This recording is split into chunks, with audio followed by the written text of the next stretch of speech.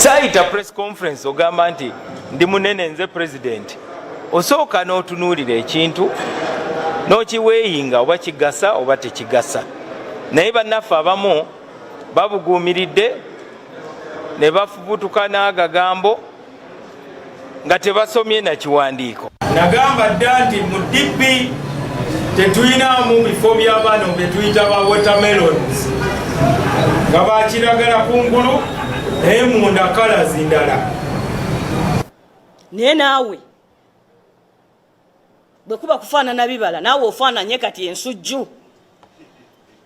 Kungulu oli wa kiragala, munda oli yero. Bugenza okukya ng'ekijja akikwasiza mwami Yoweri Kaguta Museveni n'ekyapa kyakwo.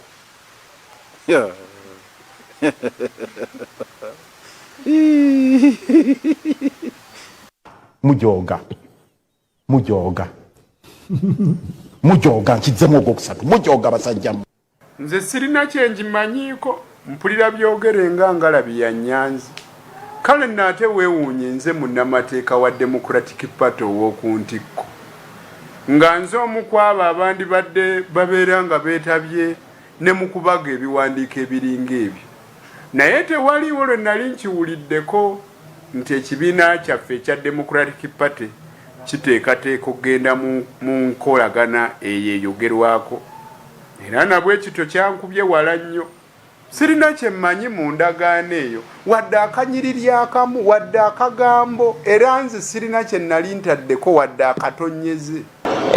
Ekibi nti abantu bali kuteesa ku Norbert Mao bavudde ku kiwandiiko ekiteekawo engeri gye tunaabeera n'enkolagana ne NRM ne gavumenti. N'olwekyo Norbert Mao ajja kusigala nga ye president wa Democratic Party. Abaagala mbu Norbert Mao alekulire bandi tutte ango endala nga bagamba nti ovunaanizibwa bungi nnyo obwa minisita tojja kubeera na budde.